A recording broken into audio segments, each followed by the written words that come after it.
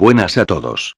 El día de hoy traigo el 9º capítulo de la saga de asesinos seriales, con la historia de Luis Alfredo Garavito Cubillos, uno de los asesinos en serie de niños más peligrosos y repudiados de la historia colombiana.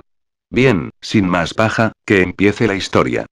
Personalmente pienso como decía el apóstol San Pablo en Romanos, capítulo 7, versículo 15, porque lo que hago, no lo entiendo. Pues no hago lo que quiero, sino lo que aborrezco, eso hago. Aparezco como un ser diabólico, despiadado y malvado, pero eso no es así, soy un ser humano que sufrí terriblemente y sigo sufriendo. Luis Alfredo Garavito en su confesión. Luis Alfredo Garavito Cubillos nació en Génova, Quindío, Colombia, el 25 de enero de 1957. Es el mayor de 7 hermanos y durante su infancia vivió la falta de afecto y el maltrato físico por parte de su padre. Según su testimonio, fue víctima de abusos sexuales por 2 vecinos.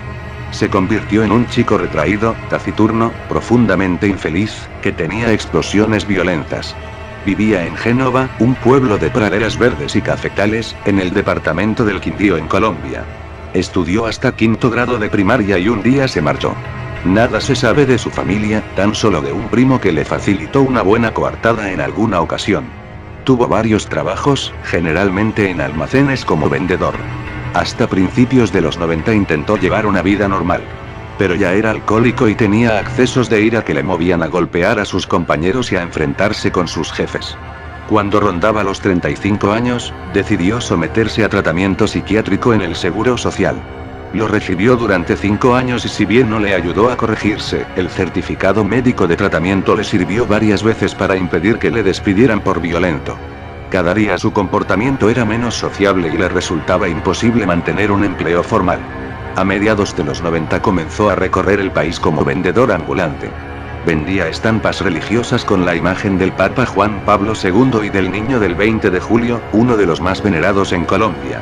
En esos años dejó un reguero de telegramas a sus mujeres y a algunos amigos. Eran mensajes cortos, sobre la fecha en que llegaría a algún sitio o indicando que se encontraba bien. De vez en cuando volvía a su casa. Con las 2 mujeres con las que convivió mantenía una relación compleja, como marido y protector, pero nunca como amante. A Garavito le gustaban los niños y era muy cariñoso con ellos. Pero al alcoholizarse su violencia afloraba y se convertía en un monstruo. Golpeaba a las 2 mujeres con las que convivió en diferentes momentos, pero, curiosamente, nunca le pegó a los 2 hijos que cada una de ellas tenía, y que eran fruto de otras relaciones. Sobre eso, Garavito alguna vez escribió: siempre desde niño tuve muchas frustraciones, todo me salía mal, yo fui un hombre bueno, sufría y me daba mucho dolor cuando los demás sufrían. Había algo que me acontecía, no sé, que repasaba, era algo extraño que me obligaba a hacer esto y embriagarme, y cuando volvía a mi estado normal yo sufría terriblemente porque yo a nadie le podía contar qué era lo que me pasaba, que era algo extraño y terrible. Mas nunca me metí con los hijos de mis amigos y de la gente que era buena conmigo, yo los respetaba, antes los aconsejaba al bien, los veía como si fueran mis propios hijos, más, la señora que compartió el techo conmigo, al hijo de ella yo lo quería como si fuese un hijo mío, nunca lo irrespeté ni con mi pensamiento. Llegó a recorrer 5 veces todo el país, viajaba sin rumbo fijo. Visitó 69 municipios, en 33 de los cuales cometería sus crímenes. Llegó a inventar 2 fundaciones, una para ancianos y otra para menores, que le permitían dar charlas en escuelas y en otros lugares en donde podía estar cerca de niños. También empezó su afición por los disfraces. En repetidas ocasiones se hizo pasar por vendedor ambulante, monje, indigente, discapacitado y representante de fundaciones ficticias en favor de niños y ancianos. Usaba además sobrenombres y alias. Era conocido como Alfredo Salazar, el Loco, Tribilín, Conflicto y el Cura. A lo largo de su vida, el aspecto físico de Garavito fue siempre cambiante. En 1992 inició su carrera criminal. Su modus operandi era siempre el mismo. Primero recorría el lugar e identificaba su objetivo. Escogía campesinos, escolares, trabajadores. Le gustaba que fueran agradables físicamente. Garavito abordaba a los niños que llamaban su atención en parques infantiles, canchas deportivas, terminales de autobuses, mercados y barrios marginales. Sus objetivos eran chicos de entre 6 y 16 años, de bajo nivel socioeconómico. Tras entablar conversación con ellos, les ofrecía dinero y los invitaba a caminar. Cuando los niños se cansaban, Garavito se bebía una botella de alguna bebida alcohólica, casi siempre brandy, y una vez alcoholizado, atacaba a los niños en sitios despoblados. Primero los amarraba. Una vez hecho esto, se dedicaba a golpearlos. Les pateaba el estómago, el pecho, la espalda y la cara. Les rompía las manos a pisotones. Les daba puñetazos en los riñones. Y les saltaba encima para romperles las costillas. Luego sacaba un cuchillo y un desatornillador, y los mutilaba. Amputaba dedos y manos, sacaba ojos, cercenaba orejas. A otros, además, los violaba. Una vez terminado el tratamiento, los degollaba con un cuchillo. Luego sacaba una libreta y anotaba fecha, lugar y rayitas. Una raya por cada niño muerto. En su casa, que ya solo utilizaba de guarida, escondía los recortes de periódicos que hablaban de los niños que desaparecían, las pesquisas policiales que nunca lograban desvelar lo ocurrido y el drama de las familias. También un calendario de pared o almanaque, donde iba señalando las fechas de sus crímenes. Garavito fue sumando cadáveres. Tan solo en 1997, la policía encontró 36 cadáveres putrefactos de niños en las afueras de la ciudad de Pereira. Solo en ese momento se abrió una investigación. Las explicaciones policiales indicaban varias líneas: sectas satánicas, tráfico de órganos y prostitución infantil. Unas de sus víctimas fueron los gemelos Tascón, a quienes torturó, violó y asesinó juntos, de la misma manera. El 23 de junio de 1998 aparecieron 3 cadáveres más en Génova. Durante la investigación y por casualidad, se supo que en otra zona del país se había enviado una orden de captura contra Luis Alfredo Garavito Cubillos, por la violación y muerte de un niño a quien le había cortado la cabeza y cercenado el pene, que luego introdujo en la boca del cadáver. Meses después, se descubrieron 12 osamentas de niños a las afueras de Villavicencio. Uno de ellos había sido decapitado. Días más tarde se encontraron nuevos cuerpos. Pertenecían a 9 niños, de edades comprendidas entre los 7 y los 16 años. El 22 de abril de 1999, en la Plaza Centauros de Villavicencio, Garavito se dirigió a un chico llamado John Iván. Cuando estuvo cerca de él, le mostró un cuchillo, obligándolo a subir con él a un taxi. Siguiendo sus órdenes, el niño hizo el trayecto en el taxi en completo silencio, hasta llegar a las afueras de la ciudad. Se apearon en un lugar despoblado y solitario. Garavito llevó al niño detrás de una alambrada. Obligó a John Iván a quitarse la ropa, lo ató y lo hizo caminar hasta que el cansancio no le permitió continuar. Entonces intentó violarlo, pero en ese momento se le desató el nudo del pañuelo que cubría su boca y comenzó a gritar. Otro niño que escuchó los gritos de John Iván se acercó para ayudarlo. Garavito, al ser descubierto, desató a John Iván para ir a esconderse en el bosque, pero este consiguió escapar. Los 2 niños corrieron y consiguieron huir. Otro niño que consiguió salvarse después de ser agredido sexualmente por Garavito fue Branfernedi Bernal. Los testimonios de John Iván y de Branfernedi serían claves para la condena de Garavito. El 24 de junio de 1998, los cuerpos de 3 niños de 9, 12 y 13 años fueron hallados sin vida en la finca La Merced, en Génova, Quindío, con evidentes signos de tortura y desmembración de las extremidades. Los menores fueron vistos por última vez 5 días antes en el parque central del municipio, en compañía de un adulto, quien al parecer les ofreció dinero para que lo ayudaran a buscar una res en las fincas cercanas a Génova. Este caso inició una alarmante ola de desapariciones de niños en más de 11 departamentos de Colombia. A raíz de ello, se creó una comisión especial de investigadores de la Fiscalía General de la Nación. En un comienzo se orientó la investigación hacia la prostitución infantil, el satanismo, el tráfico de órganos y la pederastia.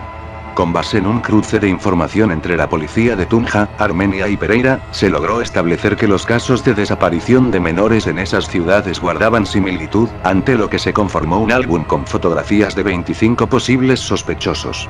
Asesinatos similares ocurrieron en los departamentos del Meta, Cundinamarca, Antioquia, Quindío, Caldas, Valle del Cauca, Huila, Cauca, Caquetá y Nariño.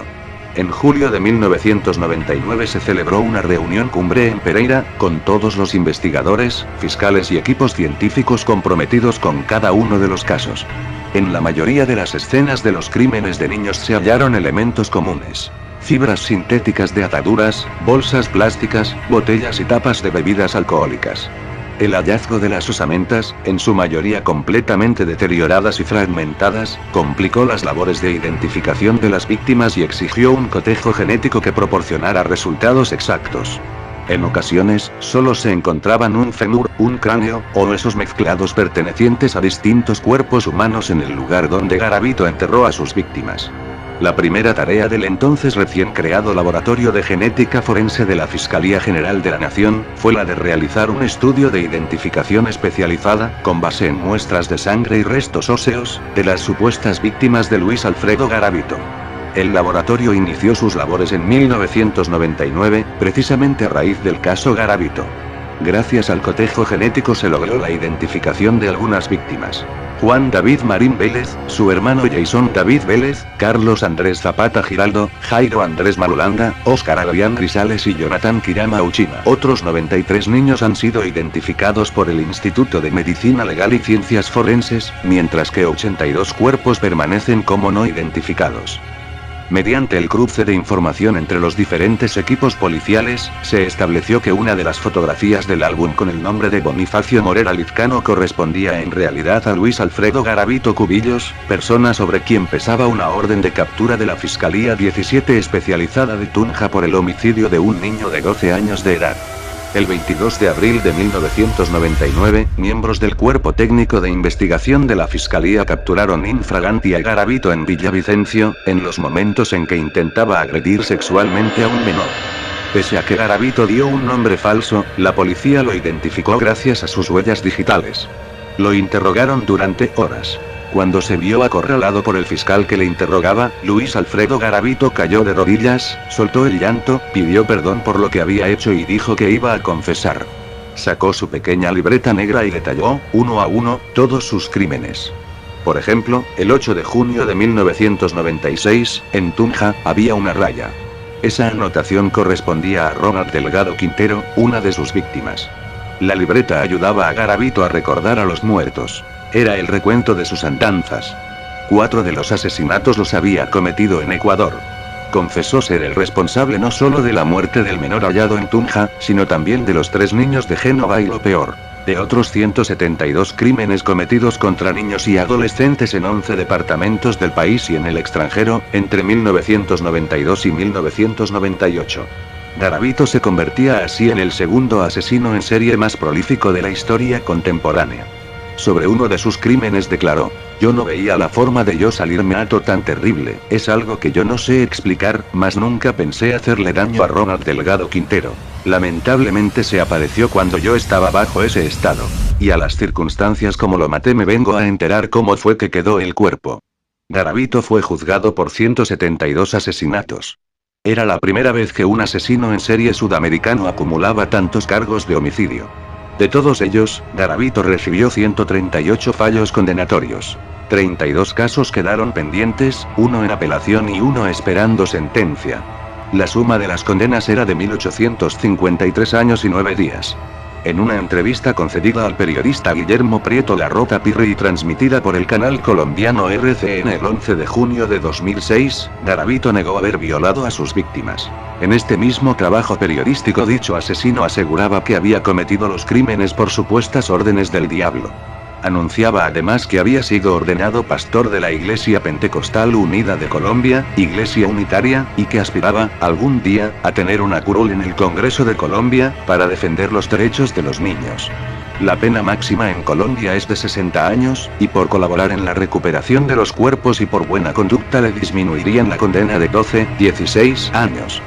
A raíz de este caso, se adelantó una propuesta para convocar a un referendo de enmienda a la Constitución colombiana para permitir la instauración de la cadena perpetua para violadores, secuestradores e infanticidas. Garavito estuvo a punto de ser puesto en libertad en 2010, pero la presión de la opinión pública a raíz de la entrevista que le hizo Pirri logró que se abriera un nuevo proceso por otro crimen, lo que dio como resultado una condena de 23 años más. Al saberlo, Garavito intentó suicidarse golpeándose la cabeza contra las rejas de su celda. En la actualidad Garavito está recluido en el penal de máxima seguridad de Valledupar, en el norte de Colombia, una de las cárceles más seguras del país. Dado que es un infanticida, se encuentra aislado de la población carcelaria y goza de atenciones especiales, entre ellas el derecho a utilizar el teléfono hasta por 4 horas, siendo que los demás reos solo pueden hacerlo 20 minutos. Esto lo ha logrado manipulando a la administración del penal con sus repetidos intentos de suicidio. Actualmente tiene el dudoso honor de ser el segundo asesino en serie de los últimos 20 años, con más víctimas de la historia tras violar, torturar y asesinar a 172 niños. Bien amigos, aquí termina el vídeo. Si les gustó, denle pulgar arriba, y suscríbanse a mi canal para más contenido de este tipo. No olviden compartir este vídeo en sus redes sociales, así ayudarán a hacer crecer este canal mucho más.